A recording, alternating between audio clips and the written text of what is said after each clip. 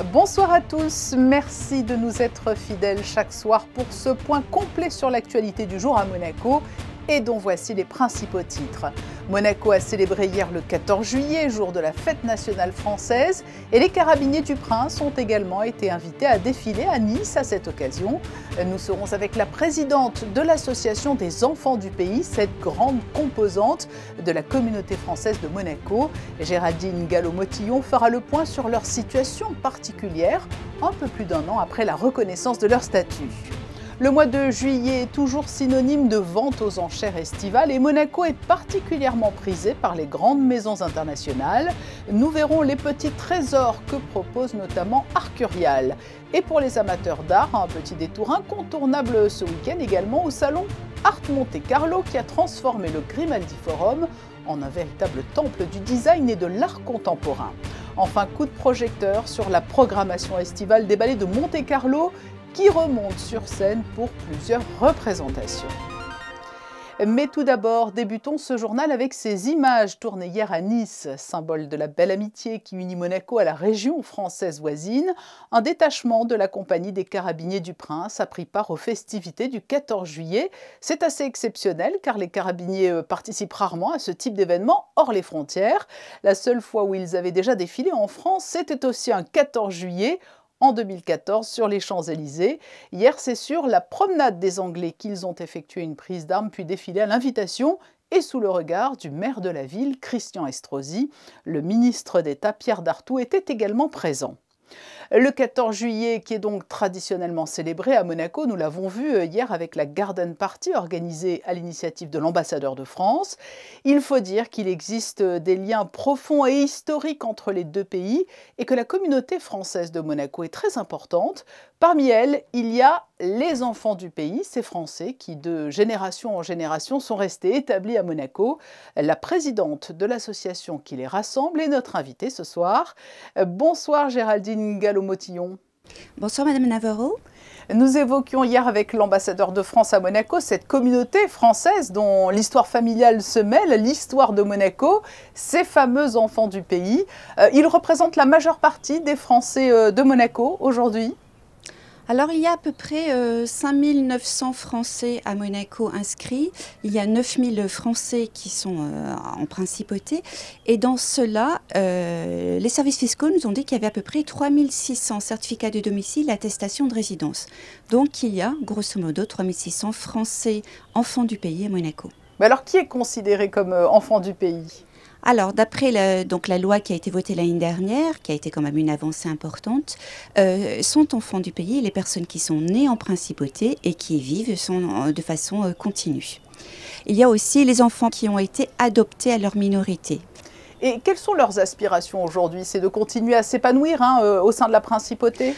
Tout à fait, je veux dire, pour les enfants du pays, Monaco est totalement leur pays. Donc on est né ici, on a tous les attaches ici, on considère que c'est notre pays, on ne veut absolument pas le quitter. Et puis on a toutes nos racines qui sont ici. Donc évidemment, ça serait un crève-cœur pour nous d'en partir.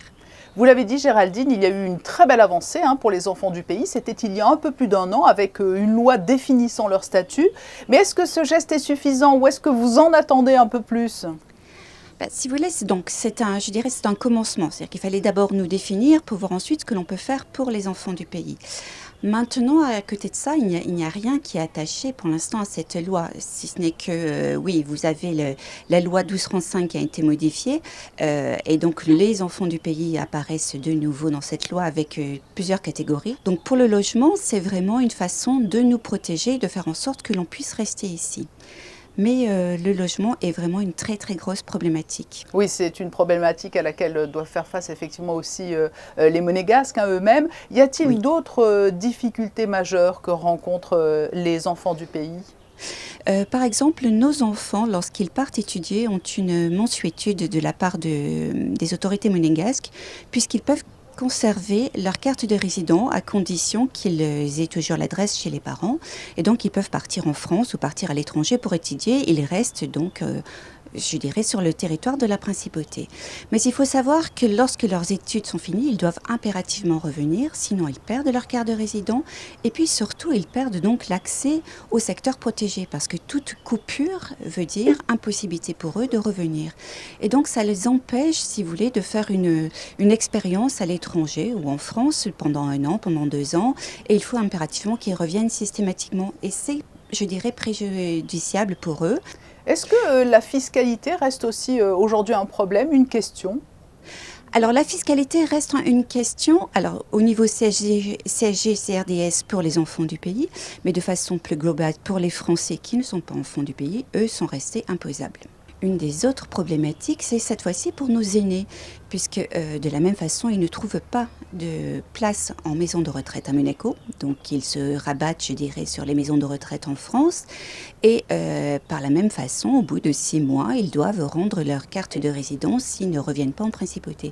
Et tout ça est bien sûr préjudiciable, puisqu'ils perdent leur carte de résident, ils perdent leur certificat de domicile. Et au final, ce qui va se passer, c'est qu'ils ne seront plus, au moment donc de leur décès, avec des règles monégasques pour la succession, mais ils auront des règles françaises.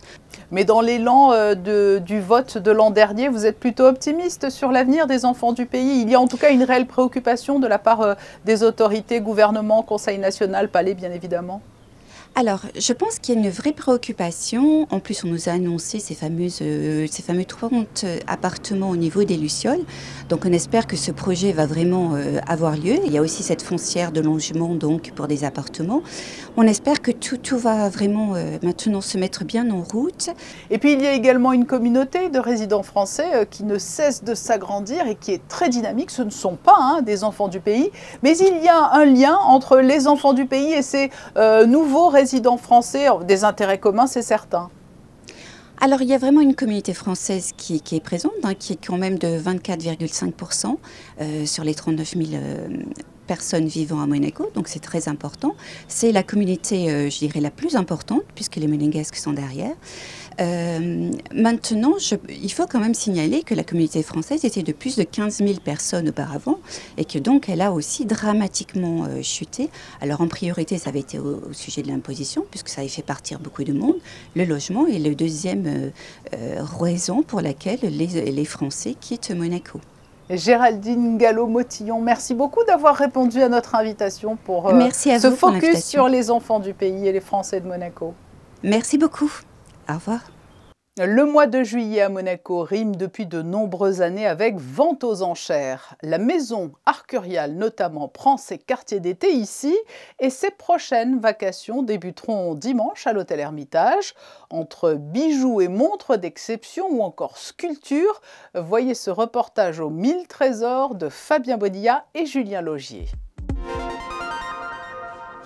Ce seront au total 9 vacations de dimanche 18h à jeudi 16h, 3 de joaillerie avec 460 bijoux, 3 vacations horlogères, hommes et femmes, avec près de 300 lots, mais également une vente Hermès, une consacrée aux sculptures et enfin une à la bande dessinée de Enki Bilal.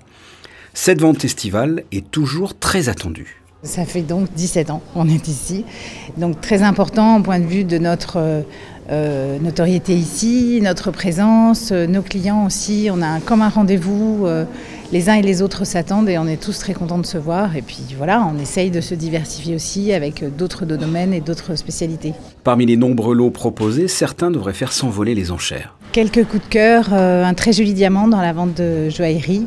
Un diamant assez important qui fait 17 carats 50, qui est une très belle couleur, la meilleure couleur, donc D, et qui est estimé autour de 1 million d'euros.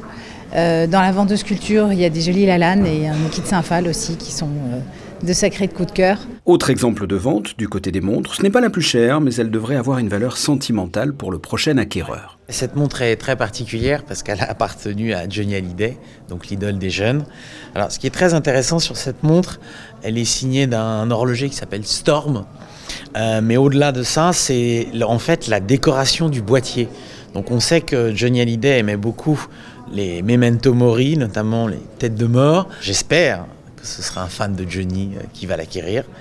Voilà, c'est toujours émouvant de se dire qu'on a une montre qui a appartenu à une légende, voilà, française.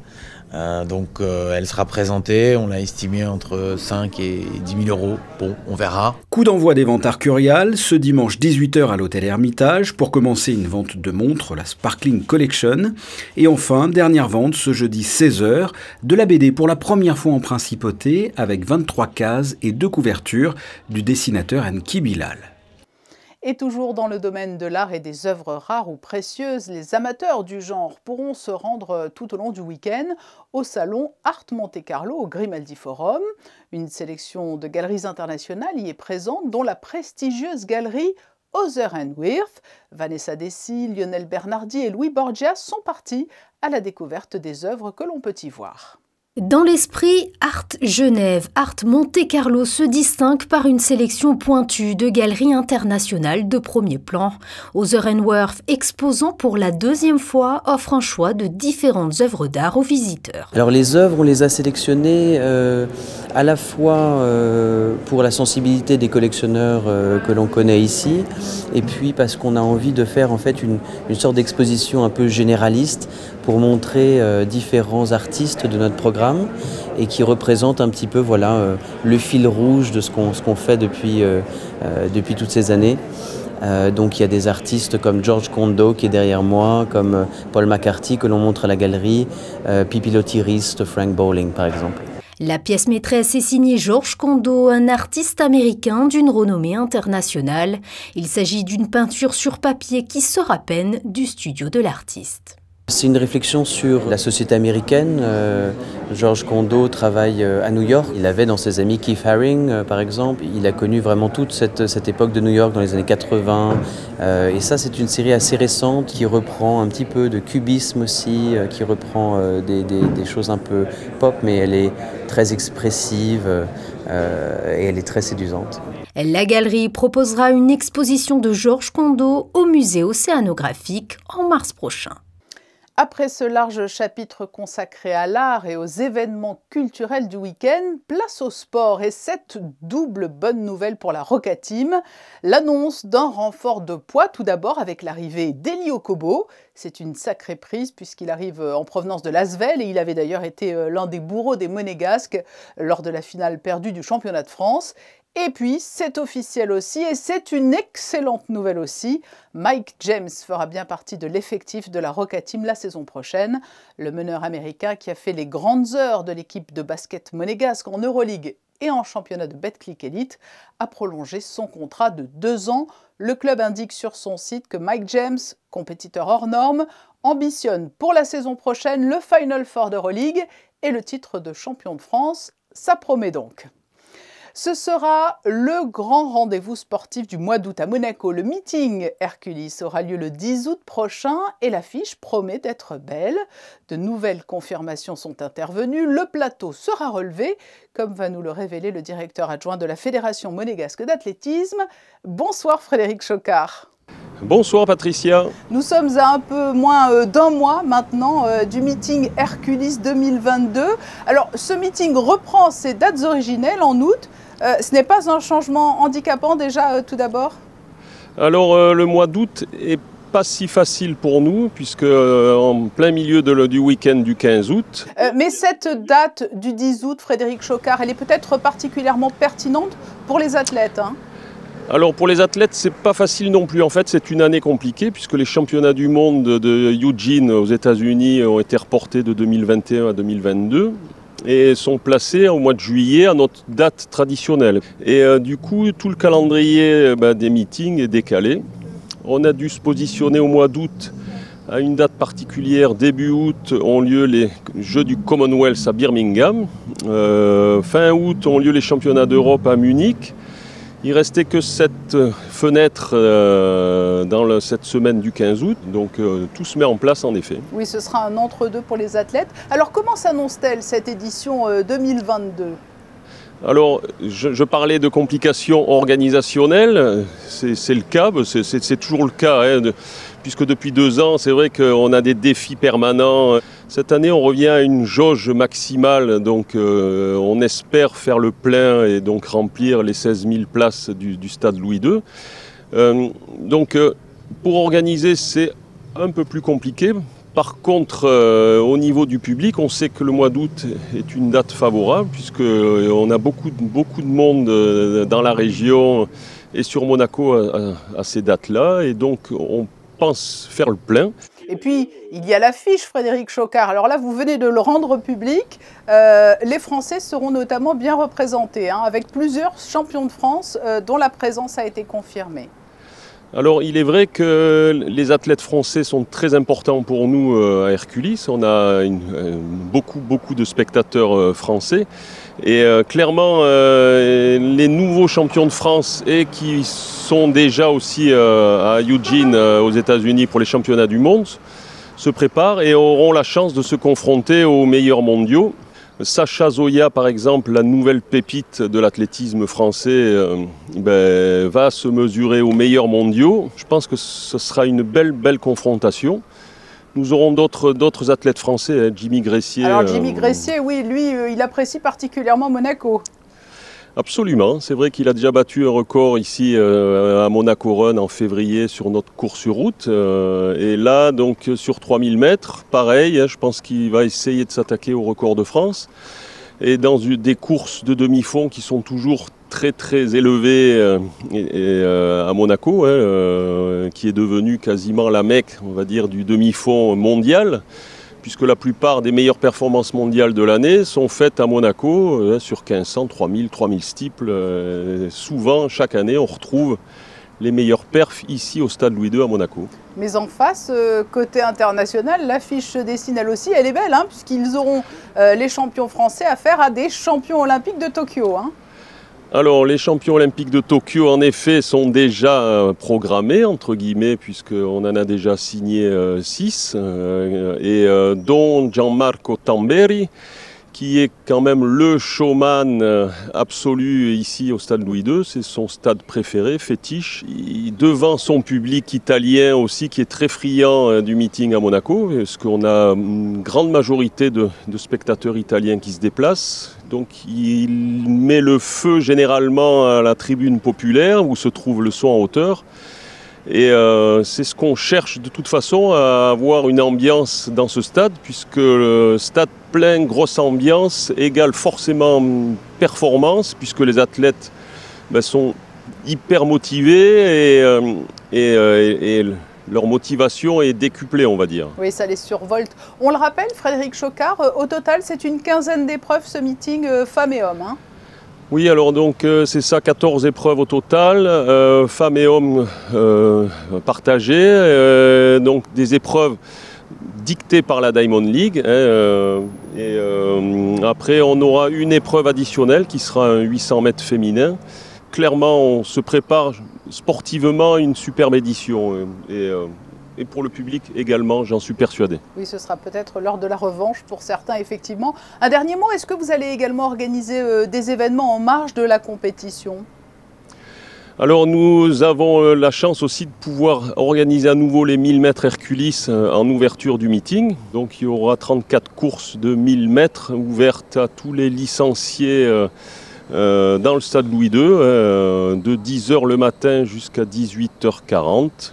Voilà, ce sera la grande fête de l'athlétisme. Merci Frédéric Chocard d'avoir été notre invité. Et rendez-vous le 10 août sur la piste du stade Louis II. Patricia, merci beaucoup. Et j'ai un message quand même à passer donc aux spectateurs. Rappelez-vous que l'athlé, c'est mieux en vrai qu'à la télé, ce qu'on dit souvent. Donc venez nombreux remplir les tribunes du stade Louis II le mercredi 10 août. Le message sera entendu sans aucun doute. Merci beaucoup Frédéric Chocard. Avec plaisir, bonne soirée, au revoir. Et il reste donc encore quelques places. Les ballets de Monte-Carlo sont de retour sur la scène du Grimaldi Forum. Ils proposent jusqu'au 17 juillet une soirée 3 chorégraphes, avec une création de Jean-Christophe Maillot bien sûr, mais aussi de 2 autres grands amis des ballets.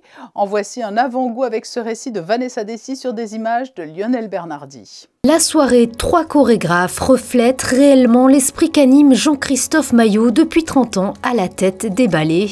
L'idée étant d'inviter d'autres chorégraphes afin de profiter de ce formidable outil que constitue cette compagnie de 50 danseurs. 3 chorégraphes et non des moindres se partagent donc l'affiche. Jiří Kylián, c'est quelque chose de très important à dire, c'est la première fois qu'il donne ce ballet à une autre compagnie que la sienne. C'est un ballet qu'il avait créé en 2002, mais il connaît tellement bien les danseurs qu'il savait que c'était quelque chose, c'est un ballet, pour moi c'est vraiment un chef-d'œuvre. C'est une pièce d'une pureté, d'une élégance incroyable, qui lui ressemble beaucoup d'ailleurs, quelque chose qui est une réflexion sur le temps qui passe, mais avec une finesse, une délicatesse très rare. On y rit même pas mal, parce qu'il joue sur le côté théâtral. Et puis Mats, il a fait cette pièce qu'il n'a donnée qu'à l'Opéra de Paris et au Ballet de Monte-Carlo maintenant, qui s'appelle Kasi Casa, qui est une pièce magnifique, très particulière, qui vraiment situe l'esprit très suédois du travail de Mats. Je rappelle que c'est le fils de Birgit Kullberg, qui était cette grande chorégraphe qui a vraiment généré quelque chose de formidable et d'incroyable au début du siècle. Et donc là, vraiment, de retrouver cette forme de théâtralité, c'est quelque chose d'extraordinaire. Devenus amis fidèles, les 3 chorégraphes ont en commun un attachement particulier pour le vocabulaire classique que chacun s'est approprié à sa façon. Mais les 3 professionnels partagent aussi une histoire de cœur similaire. Alors il y a un point commun qui va vous surprendre. Jiří Kylián, Matsek et moi-même, on est tous les 3 chorégraphes et on vit tous les 3 avec une muse qui est à la fois celle qui nous a inspirés et celle qu'on aime. Matsek est avec cette femme extraordinaire qui s'appelle Anna Laguna, qui a été son interprète principale, qui a dansé dans le monde entier les ballets de Matsek. Jiří Kylián, bien sûr, avec Sabine Kupfenberg, qui est vraiment non seulement sa compagne, mais cette danseuse exceptionnelle qui a défendu son travail. Et moi, j'ai le plaisir de retrouver sur scène, pour ce spectacle-là, exceptionnellement, Bernice Kopiters, qui est aussi la femme avec qui je vis et qui est la muse avec laquelle j'ai travaillé pendant 30 années. La soirée 3 chorégraphes est à découvrir tous les soirs jusqu'à dimanche, dès 19h30, au Grimaldi Forum. L'été danse au Grimaldi Forum jusqu'à dimanche. Et quoi de mieux que de danser sous le soleil? La météo va-t-elle rester clémente ou non demain samedi, Christina Thomel? Samedi, le temps sera couvert dans l'ensemble malgré quelques éclaircies qui tenteront de percer les nuages.